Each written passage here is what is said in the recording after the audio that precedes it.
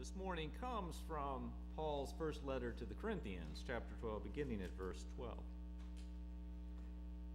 For just as the body is one and has many members, and all the members of the body, though many, are one body, so it is with Christ. For in the one Spirit we were all baptized into one body, Jews or Greeks, slaves or free, and we were all made to drink of one Spirit. Indeed, the body does not consist of one member, but many. If the foot would say, because I am not a hand, I do not belong to the body, that would not make it any less a part of the body. And if the ear would say, because I am not an eye, I do not belong to the body, that would not make it any less a part of the body. If the whole body were an eye, where would the hearing be? If the whole body were hearing, where would the sense of smell be? But as it is, God arranged the members of the body, each one of them as he chose. If all were a single member, where would the body be? As it is, there are many members, yet one body. The eye cannot say to the hand, I have no need of you, nor again the head to the feet, I have no need of you. On the contrary, the members of the body that seem to be weaker are indispensable, and those members of the body that we think less honorable we clothe with greater honor, and our less respectable members are treated with greater respect. Whereas our more respectable members do not need this, but God has so arranged the body, giving the greater honor to the inferior member, that there may be no dissension within the body, but the members may have the same care for one another. If one member suffers, all suffer together with it. If one member is honored, all rejoice together with it. Now you are the body of Christ, and individually members of it. And God has appointed in the church first apostles, second prophets, third teachers, then deeds of power, then gifts of healing, forms of assistance, forms of leadership, various kinds of tongues. Are all apostles? Are all prophets? Are all teachers? Do all work miracles? Do all possess gifts of healing? Do all speak in tongues? Do all interpret? But strive for the greater gifts. The word of the Lord.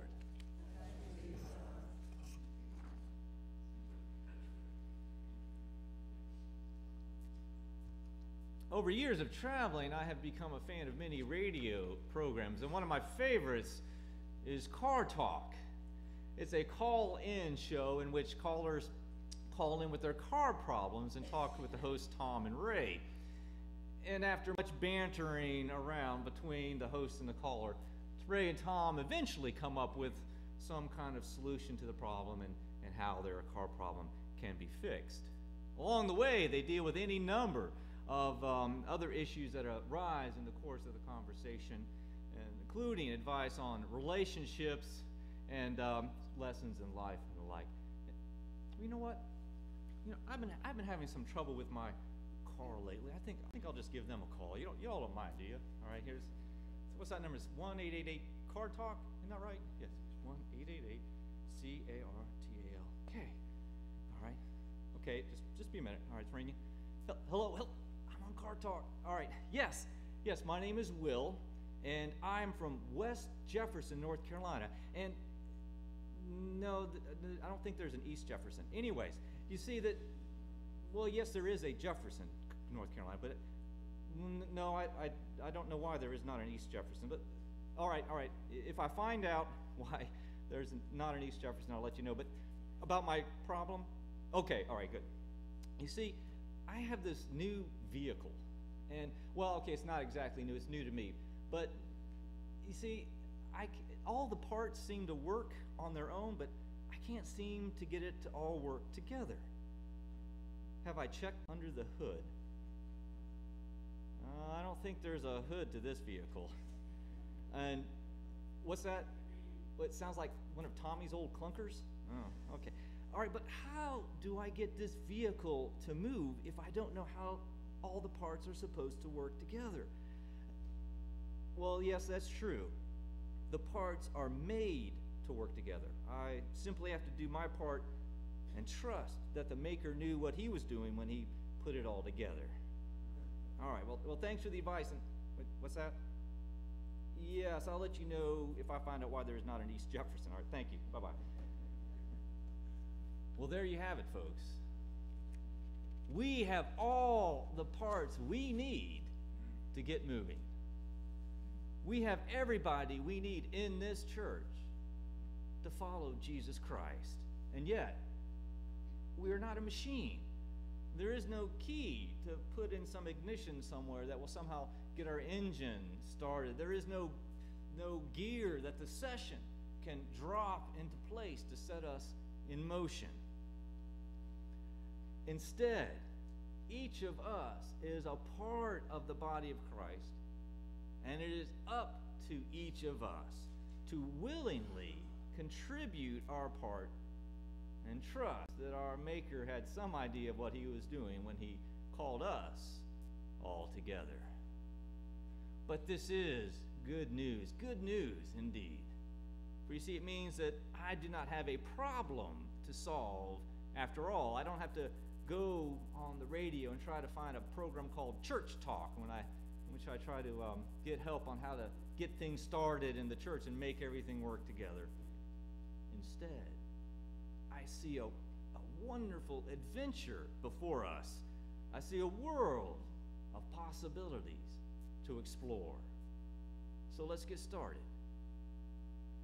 What part are you willing to play? Remember, we don't need any passengers. None of us was called to be a spectator. Indeed, what would happen if each and every person in this church stepped forward, found a role that they were willing to play, and then willingly worked with others to perform that role for the church? Just think of the wonderful service such a church could render Jesus Christ. No one person would be expected to play more than one role. After all, no one expects the hands of the body to play the role of the ears. And likewise, every spectator would be given the chance to come off the sidelines and make their contribution. Remember, this is not a contest. No one role is any more important than any other. So when the body of Christ is in shape, everyone willingly works with others to perform their role, and every role is valued as an equally important contribution to the whole. Still, there at least is one important reality to face, and we must be honest about this. Perhaps the greatest challenge for any organization, including churches, is working together. Again, we are not machines. No one automatically knows how to work with others despite our social inclinations. We have to learn how to work together. And the truth is, as my mother used to say, if you want something done, it's easier to do it yourself. That is, many times when you ask someone to help, they will say they would like to help, but they'll forget, or they pester you with questions, or they fail to follow through, or exasperate you in any number of seemingly countless ways. In short, my mom was absolutely correct. If you want something done in the church, it is usually faster and easier to do it yourself rather than to work with others to accomplish our tasks. Yet the ends still do not justify the means. The means by which we accomplish our ministry for Christ is just as important as that ministry itself. I say this because the messy, frustrating start and stop process of working together in the church to accomplish our goals is how we live and teach the faith to one another. It is also how we learn to be the body of Christ in and for the world.